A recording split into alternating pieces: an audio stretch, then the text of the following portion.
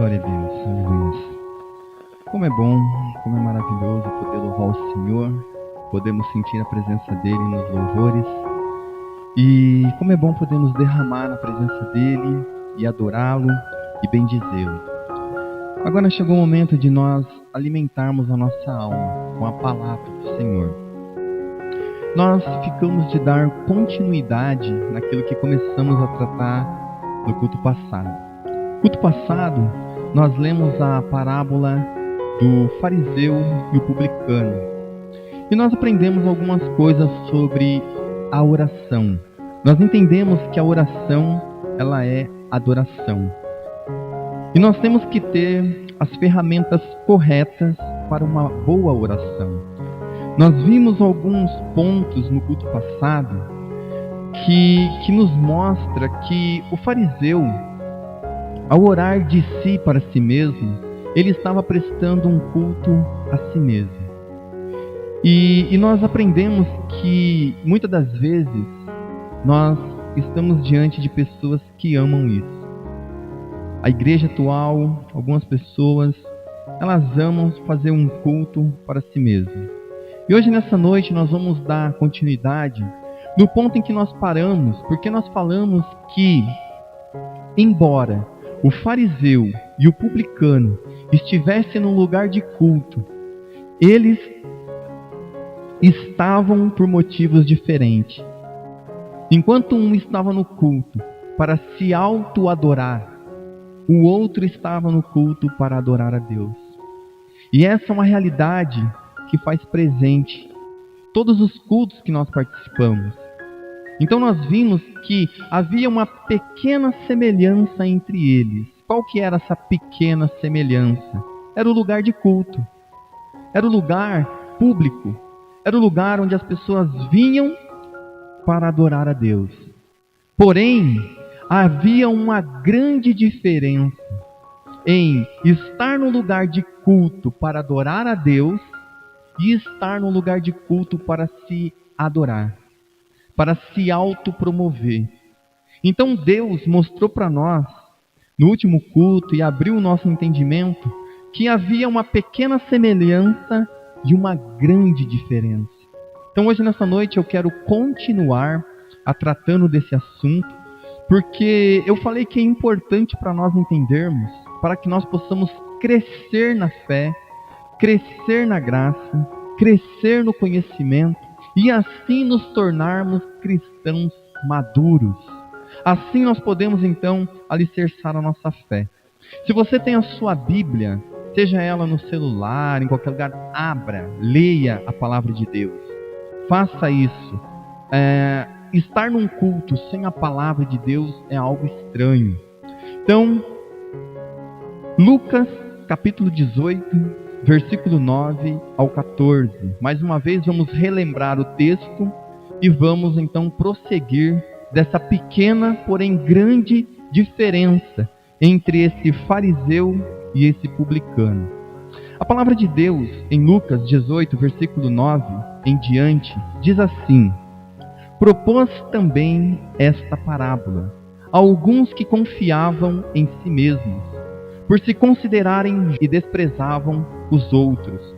2 homens subiram ao templo com o propósito de orar, um fariseu e o outro publicano.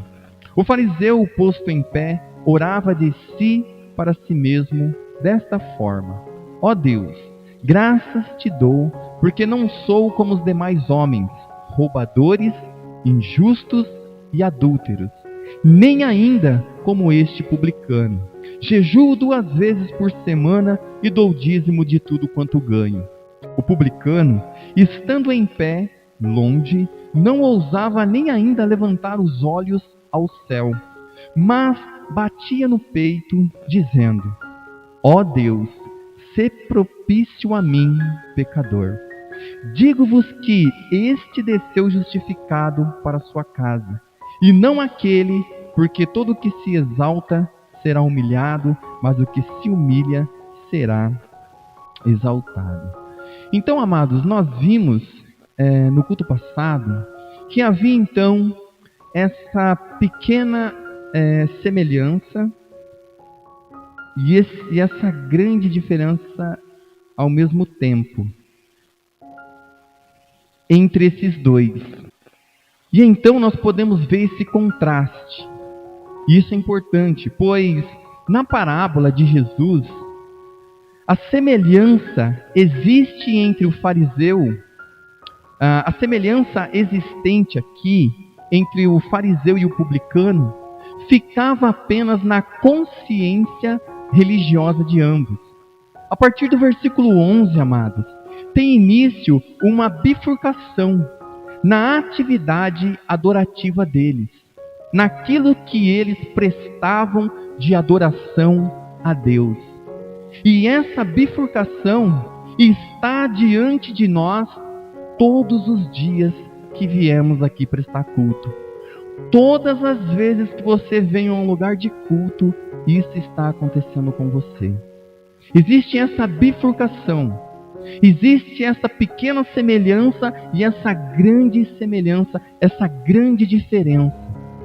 Então aqui Jesus está dizendo para nós que essa bifurcação, ela é existente na forma de se adorar a Deus, na forma de se entregar esse culto a Deus, na forma de orar a Deus. Jesus nos mostra isso. Começaram a ser estabelecidas aqui as diferenças, os contrastes que não eram perceptíveis através de uma análise superficial. Muitas das vezes nós fazemos isso. Às vezes nós achamos porque a pessoa está na igreja, está no lugar de culto, ela está cultuando a Deus. E não é assim. Nós temos visto que a religião formal, a forma do religiosismo, aquilo que a religião propõe, que o religioso está acostumado a fazer, nós vimos que isso é terrível. Então, aqui Jesus ele mostra para nós que essa forma superficial, essa análise, quando as pessoas olhavam ali, não dava para fazer, pois os contrastes estavam arraigados no coração de cada um deles. A grande diferença do culto prestado a Deus ali era o coração desses homens. Assim como Caim e Abel, os dois foram no mesmo lugar de culto, os dois foram adorar a Deus, os dois levaram ofertas a Deus, porém Deus olhou o coração. Deus ele prova o seu coração toda vez que você vem a um lugar de culto, adorar a Deus. E isso nós temos que entender, que não dá para fazer uma análise só por olhar superficialmente. É interessante, amados, notarmos que tais diferenças não são de forma alguma insignificantes, pois elas evidenciam a verdadeira e a falsa adoração. E aqui estamos falando de oração. Elas evidenciam a oração humilde e a oração hipócrita.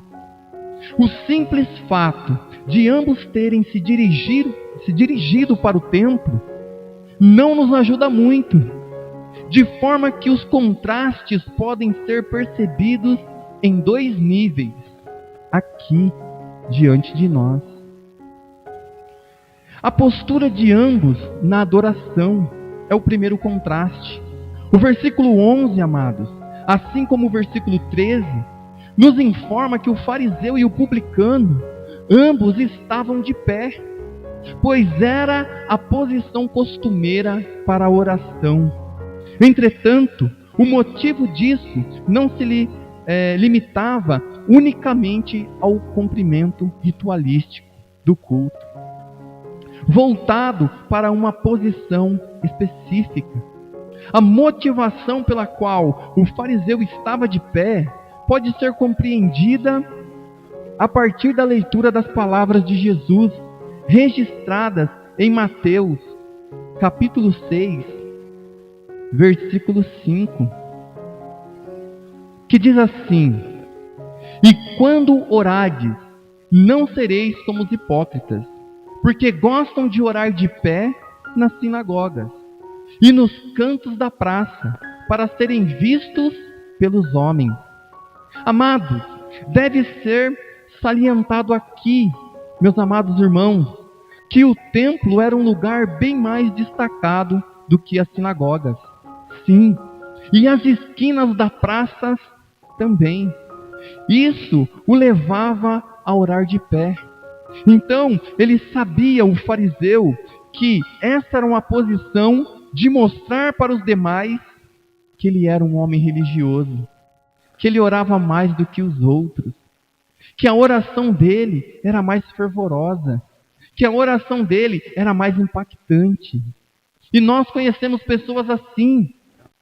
Quantas das vezes nós vamos em alguns cultos e as pessoas gostam de orar alto, gostam que as suas orações encubra a oração da congregação inteira, gostam de falar palavras bonitas e até mudam o tom das suas vozes, mas no entanto não passam de hipócritas. Gostam de ter a atenção dos homens, gostam de chamar e receber honra dos homens. O fariseu mostrava uma ousadia enorme ao fazer as suas orações de pé. Ele estava tomado pelo orgulho religioso. Ele estava tomado pelo orgulho da sua justiça própria.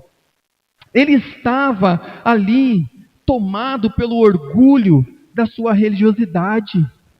Ele estava tomado pelo orgulho das suas próprias obras. Ele tinha do que se gabar. Por isso a oração dele era voltada para si mesmo. Por isso que ele, ao orar, ele não estava orando, cultuando a Deus, mas ele estava se cultuando no lugar de culto. Então, amados, aqui está o motivo porque ele orava de pé, porque ele estava tomado pelo orgulho. A sua oração era proferida com um espírito orgulhoso. Que Deus nos livre deste orgulho religioso. Que Deus nos livre da nossa religiosidade. Alguém já enfatizou certa vez que o orgulho é o pecado que Deus abomina, pois foi provavelmente o pecado de Lúcifer, pois há questões manuscritológicas que devem ser levadas em conta nessa interpretação, amados. Além disso, o local de templo, onde o fariseu estava orando, também nos é significativo. Sim, William Hendrickson, ao fazer uma comparação com o versículo 13, chega à conclusão.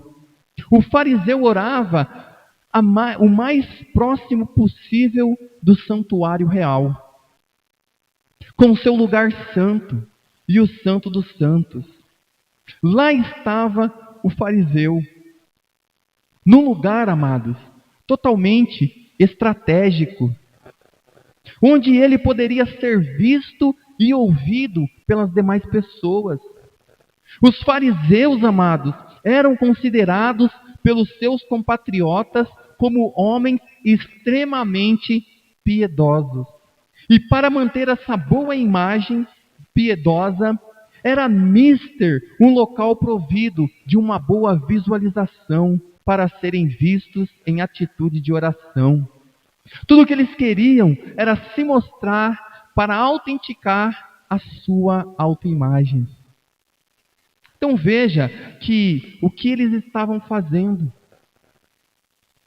Um local nessas condições contribuiria, amados, para essa tarefa. Então veja como é importante para nós termos essa visão de quando nós formos orar. Para que oramos? Qual é a motivação do nosso coração? O que falamos? Como falamos? A maneira que nos comportamos? Temos que entender, amados, que a nossa oração faz parte da nossa adoração e não é para ser vista pelos homens, de maneira nenhuma. Amados, lemos ainda no versículo 11 que o fariseu orava de si para si mesmo.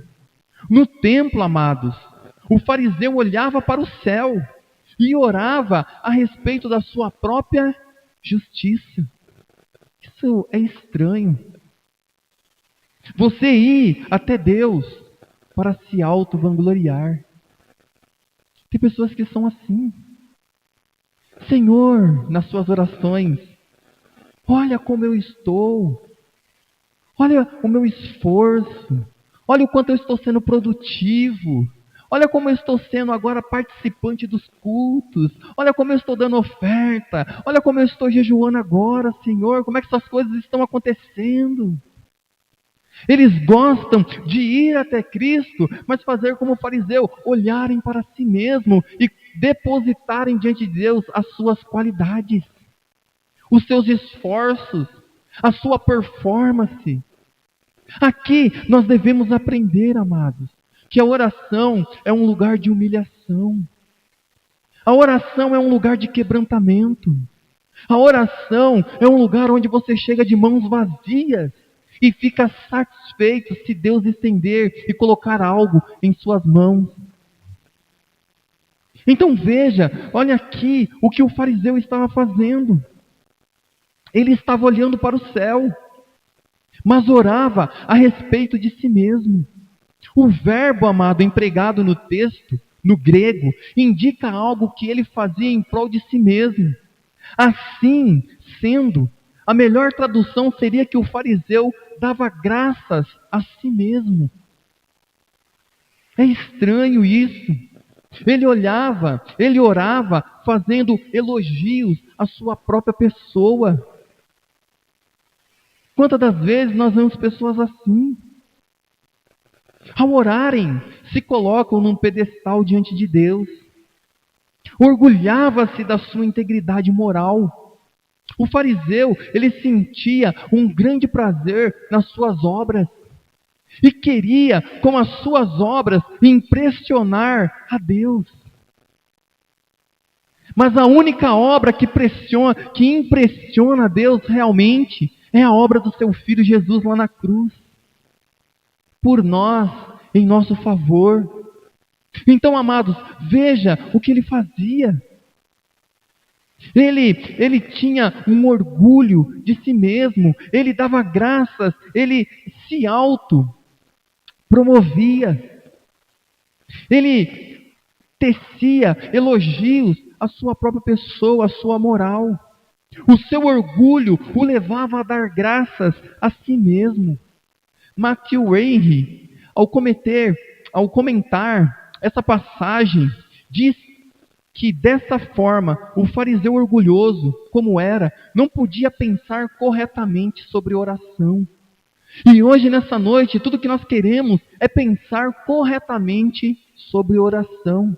É aprendermos a orar. É aprendermos a nos colocar diante de Deus e diante da sua presença. Precisamos ter a maneira correta de orar. Não estamos diante de Deus em oração para nos vangloriar ou chegarmos com uma lista para que Deus a cumpra. Deus, eu quero isso, eu quero aquilo, faz isso, sabe? Dando ordens a Deus, ensinando Ele a trabalhar. Amados, o fariseu orgulhoso, como era, não podia então pensar corretamente sobre a oração. Exteriormente, o fariseu dirige a sua oração a Deus. No entanto, interiormente, este homem estava adorando a si mesmo. É interessante para nós a afirmação do ministro puritano Thomas Watson, que diz: muitas vezes a postura usada na adoração nada mais é do que impostura. Amados, já o coletor de impostos mostra uma atitude completamente diferente da do fariseu. É certo que, de acordo com o início do versículo 13, ele também fazia a sua oração.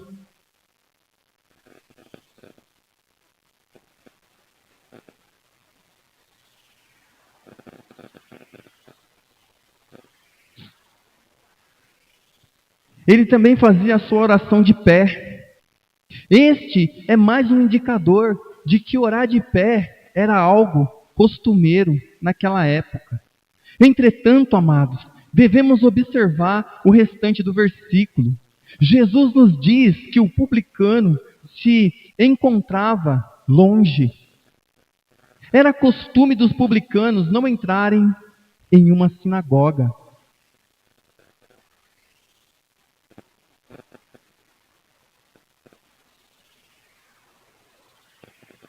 Este aqui desejava encontrar um lugar apropriado,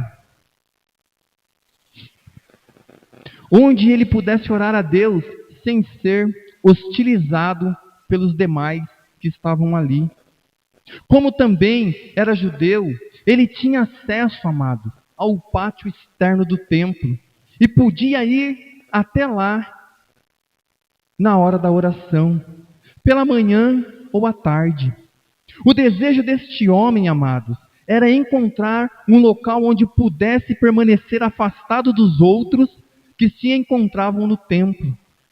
Em Isaías 56, versículo 7, o Senhor afirma que a sua casa de oração seria chamada casa de oração para todos os povos.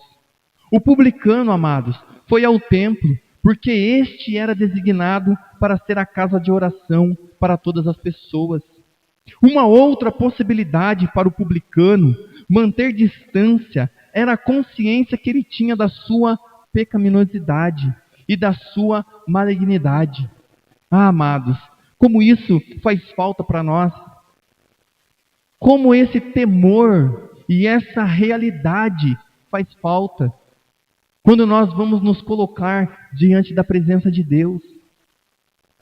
Como isso é importante se nós entendermos que estamos diante de um Deus que não nos deve nada. Se toda vez que nós nos colocássemos diante de Deus com esse pensamento correto, entendendo que nós já temos muito daquilo que Ele nos dá gratuitamente, se nós entendêssemos que cada oração culminaria em adoração a Deus, quão diferente seriam as nossas orações. Veja os salmos, amados. Quando Davi ele começa a orar, você já prestou atenção? Ele começa falando do seu problema e daqui a pouco ele está falando das grandezas de Deus. Você já se colocou de oração diante de Deus e diz assim: Pai, olha, eu estou com medo, eu estou ansioso, eu estou depressivo, eu estou, Pai, angustiado, eu estou magoado. Mas o que são essas coisas diante de Ti, ó Deus Todo-Poderoso, cheio de poder e grande glória? Pai amado, olha as minhas mazelas, olha as chagas da minha alma diante daquele que pode curar todas as coisas. Se nós orássemos da maneira correta, se cada oração se culminasse em uma adoração a Deus, quão diferentes seriam as nossas orações. Se toda vez que você dobrasse os seus joelhos, com os seus problemas, com os seus traumas, com as suas aflições, e começasse a olhar não para aquilo, mas para quem você está orando, quão diferente isso seria. Veja Davi, quando ele estava ali agoniado, estava sendo perseguido pelos seus próprios filhos, quando ele estava sendo perseguido por outros exércitos, ele chegava diante de Deus e falava: Senhor, está acontecendo isso, isso, isso, mas logo a oração de Davi se tornava em adoração a quem ele servia. Presta atenção nos salmos, amados, comece a orar os salmos. Veja, ele começa ali, naquela agonia, ele começa a mostrar os problemas deles para Deus, mas de repente, ele se encontra em adoração, ele se prostra, ele não consegue mais olhar para os seus problemas como ele estava olhando, mas ele começa a olhar para Deus e diz: Pai, Tu és como os montes de Sião que estão em volta do Seu povo. Veja como ele diz: Veja quantas coisas Davi nos ensina sobre oração. E aqui esse publicano, amados, ele está mostrando para nós algo parecido. Amados, veja que a nossa oração, se ela se transforma em adoração, é assim que nós devemos orar. Faça o teste. Faça o teste, pegue tudo que você está passando hoje. Dobre os seus joelhos. Vá até Deus. Fale para Ele tudo isso que está acontecendo. Mas aos poucos, fale como Davi: da onde me virá o socorro? Meu socorro vem do Senhor que fez os céus e a terra. Eu elevo os meus olhos para o monte. É de lá, é lá de cima. Ele está lá. Você começa a olhar para Deus e os seus problemas ficam pequenos. A graça de Deus, o amor de Deus, a misericórdia de Deus te envolve de tal forma que a sua oração se transforma em adoração. Aí você vai ver que a oração não é um peso. Aí você vai ver que a oração é um deleite. Por isso que ele diz para você: entra onde ninguém está te vendo. Ore quando ninguém estiver olhando. Chore na presença dele. Adore ele em espírito e em verdade quando não tem plateia. Porque o seu Deus que vem em secreto, Ele te recompensará. Olha o que a Bíblia diz, Ele diz: aqueles que se humilham diante do Senhor, Ele o exaltará. Não é como as pessoas dizem: os humilhados serão exaltados. Não é isso. Não existe isso na Bíblia. Os humilhados serão exaltados. Isso não é bíblico. O que é bíblico? Se humilhe você na presença de Deus e Ele te exaltará. Aqui está a grande diferença. O versículo 13, amados, continua: não ousava nem ainda levantar os olhos aos céus no momento da oração. Erguer os olhos para o céu era uma atitude completamente normal. Porém, o senso da indignidade tomava conta do ser deste homem.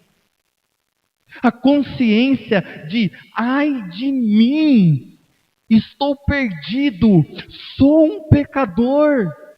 Não permita que este coletor de imposto olhasse para o santuário celeste, onde Deus está sentado num alto e sublime trono. Essa realidade tem que voltar a tomar conta de nós. Não permitia que ele olhasse. A vergonha aqui é um sentimento presente, por isso ele não tem outra coisa a dizer senão manter os seus olhos abaixados, como se estivesse e ele estava diante de um rei. Ele não ousava levantar a sua cabeça e olhar nos olhos daquele que vive para todo sempre. Mas ele tinha essa humildade.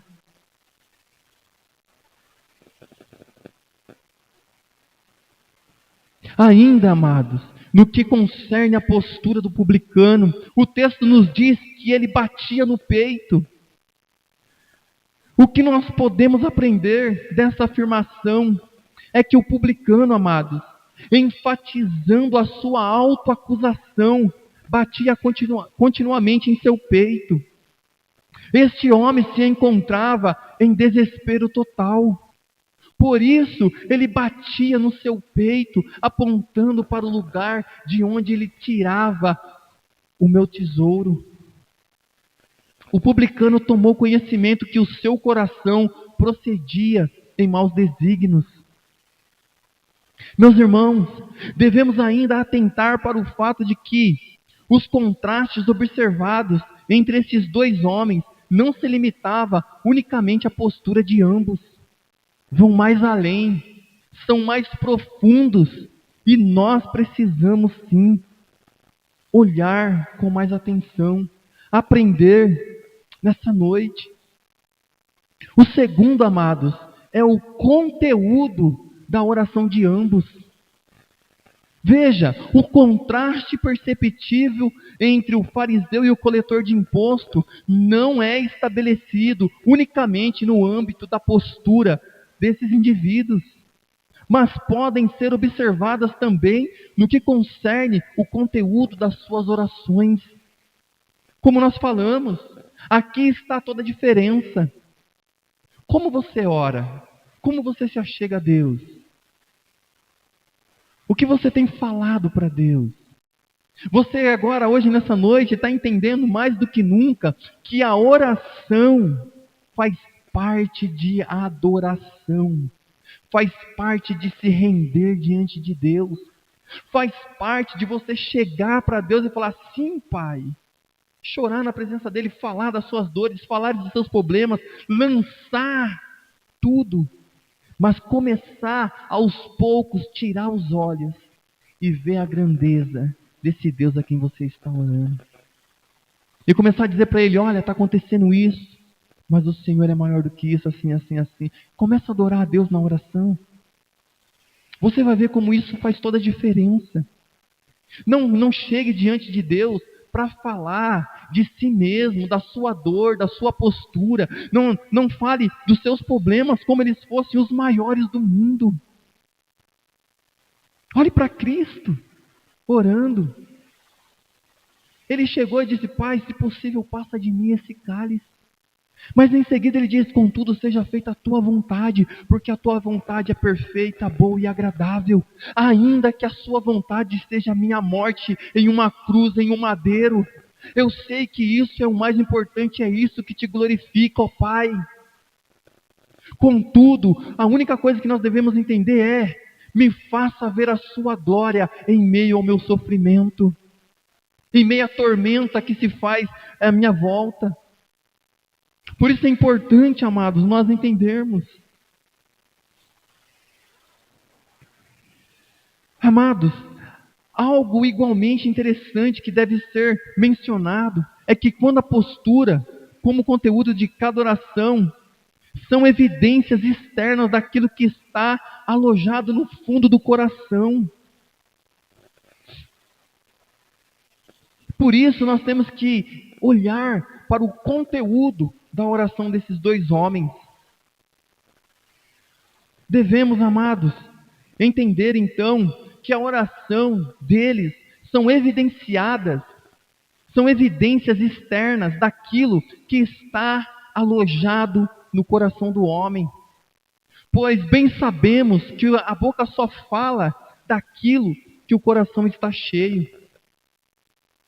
E muitas das vezes, a nossa oração, quando nós vamos orar, quando uma pessoa não regenerada vai orar, quando ela está sendo perseguida, quando ela está sendo ofendida, quando ela está passando por alguns negócios na vida dela, tudo que sai são palavras terríveis. Espumamos ódio em nossas orações, espumamos falsa piedade, pedimos coisas inaceitáveis. Porém, amados, o certo é que cada palavra de ambos desses homens são muito reveladoras. E a nossa oração revela de fato quem nós somos. É impressionante. O fariseu, amados, no versículo 11, orou da seguinte forma: quero vos lembrar, ó Deus, graças te dou. Veja, mais uma vez, meus amados, deve ser lembrado que o fariseu proferia uma oração hipócrita, pois apenas exteriormente o Senhor era o objeto da sua oração, da sua prece. Mas no fundo do seu ser, o trono que pertencia a Deus estava sendo ocupado pelo seu ego, pelo seu eu. Quantas pessoas fazem isso? Vão até Deus e oram: Deus. Mas daqui a pouco o seu coração é revelado, é exposto. E o trono que era para estar ocupado do seu coração, que era Deus, está ocupado pelo seu ego. Você está inflado. Amados, veja o que o fariseu fazia. Ele agradecia a Deus, porém, na verdade, as suas palavras soaram como uma introdução para uma orgulhosa e maldita ostentação de vanglória pessoal. Ele não conseguia olhar para Deus. a não ser olhar para si mesmo. Continuando com a sua oração, amados, o fariseu disse: graças te dou, ó Deus, porque não sou como os demais homens. E quantas das vezes nós falamos isso? Amados, aqui o fariseu falou algo de forma indefinida, pois, segundo o seu coração testificava, ele era a única pessoa boa do mundo inteiro. Porque ele olhava em volta e dizia: eu não sou como os demais homens. Eu não sou como as demais pessoas. As demais pessoas são falhas. As demais pessoas são hipócritas. As demais pessoas são falhas. As demais pessoas não são como eu. Afinal de contas, eu sou o tal. Eu sou melhor que todo mundo na face da terra. Eu sou melhor que os demais homens. Essa era a oração do fariseu. Aqui o fariseu falou algo, amados, então para nós, que nós devemos chamar a nossa atenção. Aqui o fariseu falou algo da forma indefinida, pois, segundo o seu coração testificava, ele era a única pessoa boa do mundo. E muitas das vezes achamos que nós somos a única pessoa boa da nossa família, a única pessoa boa da nossa igreja, a única pessoa boa da nossa cidade, a única pessoa boa do nosso país e, por fim, a única pessoa boa do mundo. Todas as outras eram más, eram desprezíveis. Ele não, pelo contrário. Ele continua, amados, agora citando os pecados que ele achava que não tinha cometido. Primeiramente, ele nega ser um ladrão. Depois, amados, nega ser injusto. E nem ainda é um adúltero. E às vezes nós achamos isso também. Nós achamos que não somos ladrões. Nós achamos que nós não somos injustos. Nós achamos que não cometemos adultério. Todavia, meus amados irmãos, após uma leitura atenciosa das palavras desse homem, amados, e da percepção da profundidade das suas palavras, podemos ver que este fariseu era realmente culpado por todos esses pecados. Ele era um ladrão, pois com a sua atitude autossuficiente estava roubando a honra devida ao Senhor, o Deus Todo-Poderoso. Também era uma pessoa desonesta, pois estava defraudando a si próprio de receber a bênção do perdão de Deus. Em Oséias, amados, capítulo 1, versículo 2 e capítulo 5, versículo 3, está registrado o princípio do pior de todos os adultérios, o adultério espiritual. Sim, amados, ele estava adulterando, pois estava apostatando do Deus verdadeiro.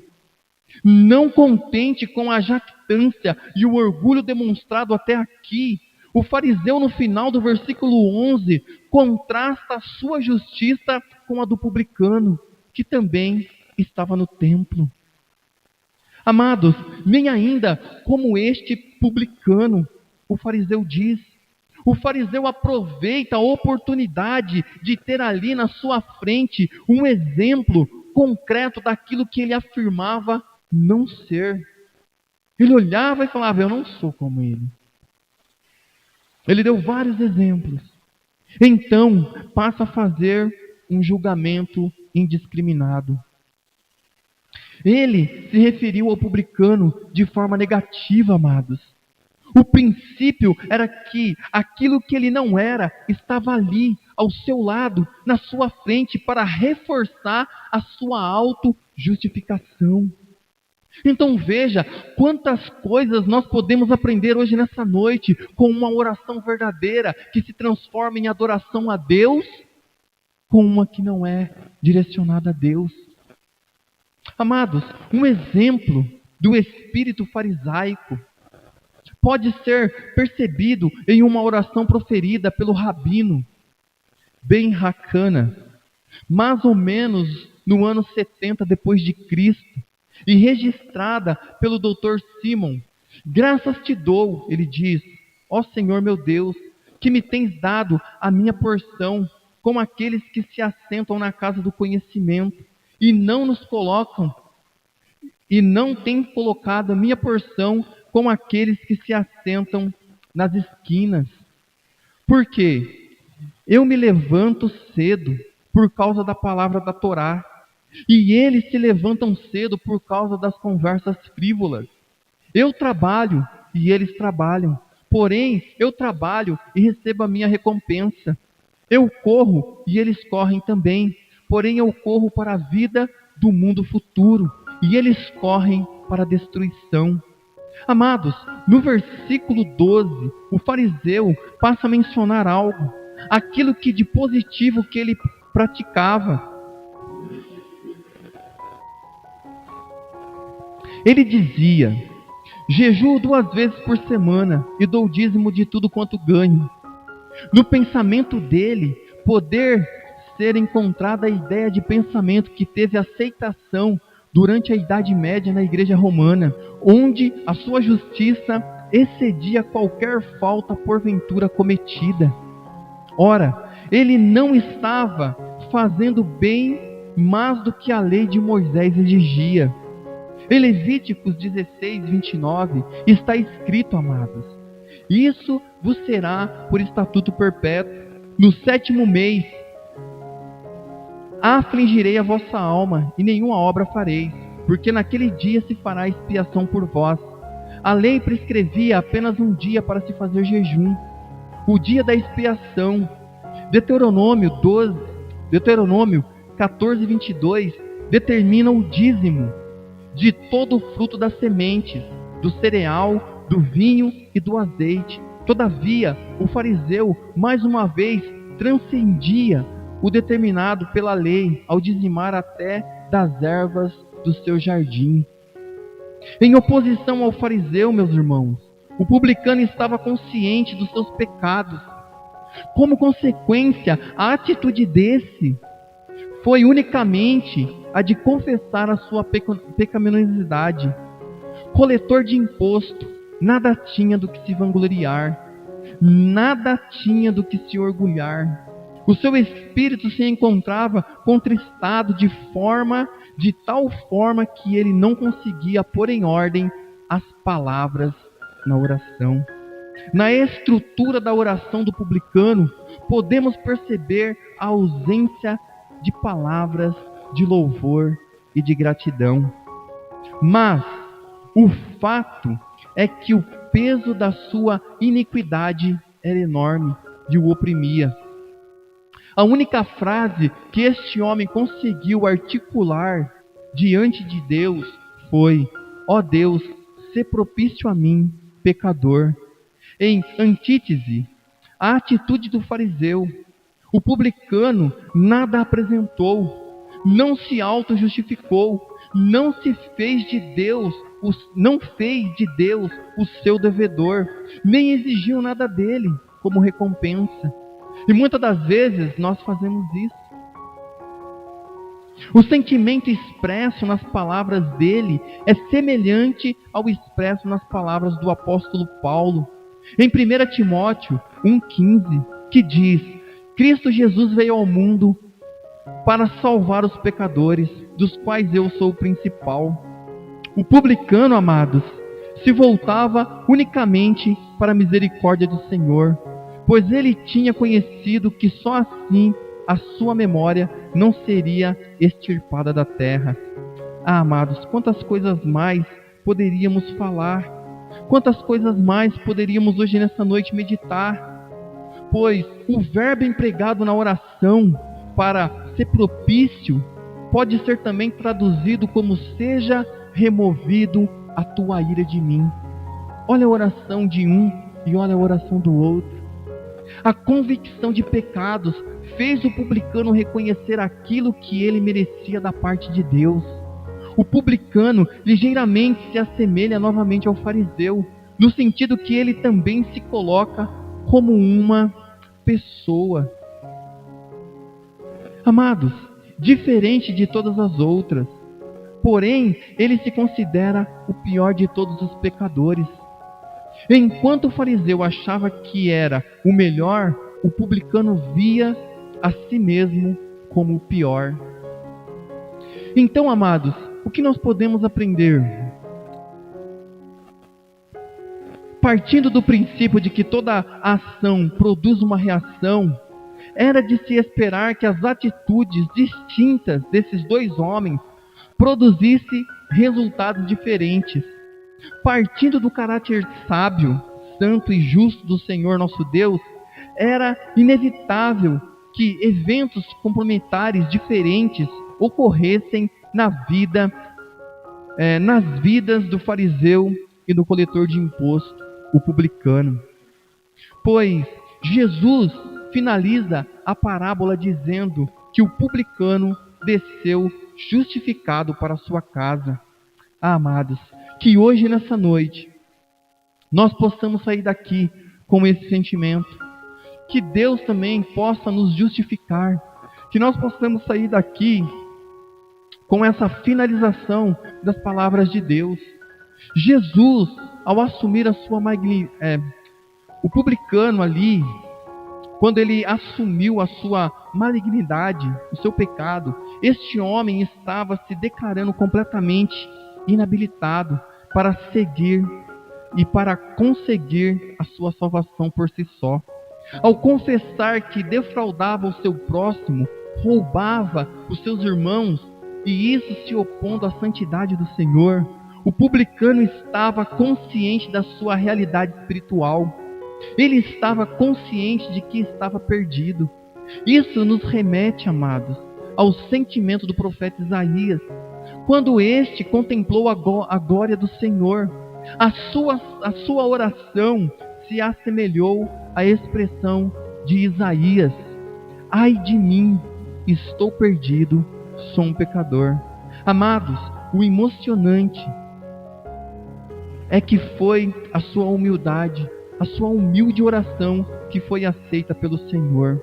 Ao fazer a sua oração, o coletor de imposto tinha conhecimento que a ira de Deus pairava sobre ele. Ele sabia, amados, que era Deus e Deus era santo. Ele entendeu que a ira de Deus estava sobre os seus pecados. Por isso, ele sentia a necessidade de ser justificado. Daí podemos, enfim, então, compreender o seu clamor: ó Deus, se propício a mim, pecador. Ó Deus, tem misericórdia deste miserável pecador.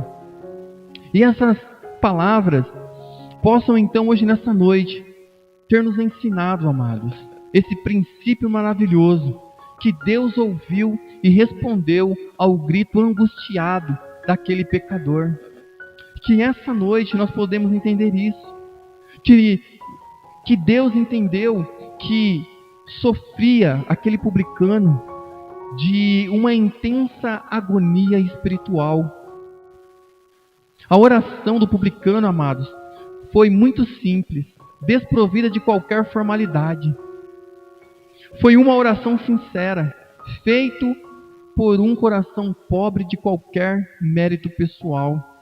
Para encerrarmos, em 1 Samuel 16:7, o Senhor afirmou que não vê como o homem vê. Deus vê o coração de cada um. O Senhor conhece a motivação de cada pessoa no ato da adoração. O Senhor sondou o coração do coletor de imposto e viu que era completamente vazio de qualquer justiça pessoal, vazio de autoconfiança. E então, amados, que nós então podemos, hoje nessa noite, entendermos isso sobre oração. Na sua oração, o publicano fez o uso das Escrituras. Que possamos fazer uso das Escrituras em nossa oração. Ele praticamente incorporou o seu coração às palavras de Davi no Salmo 51:1, que diz: compadece-te de mim, ó Deus. Sim. O Dr. Simon salienta que Deus responde à oração feita segundo as Escrituras. Aprenda isso. A ferramenta para que você possa orar corretamente é a palavra de Deus. Por isso, ore os salmos. Por isso, faça como Davi. Quando você estiver orando, que a sua oração exploda em doxologia, que você possa adorar o Senhor enquanto ora, que você possa ver a grandeza dele, que você possa ver o braço forte dele, que você possa então colocar as orações dos salmos nas suas orações, para que nós possamos sair justificados também. Então hoje nessa noite, amados, foi isso que nós podemos meditar. Vamos orar, vamos agradecer ao Senhor e que nós possamos sair daqui, amados, cheios da presença de Deus mais uma vez. Pai, obrigado pela Tua palavra. Obrigado, Deus, porque nós podemos aprender um pouco mais sobre oração, ó Deus. Que nós possamos, ó Deus, entender que a oração faz parte de uma adoração, ó Pai. Que nós possamos entender, Senhor, que quando estamos orando, não estamos nos adorando, mas estamos adorando a Ti, ó Deus, como o único Deus verdadeiro e eterno. Amém, Jesus. Cumprimentem uns aos outros e vão na paz do Senhor. Amém?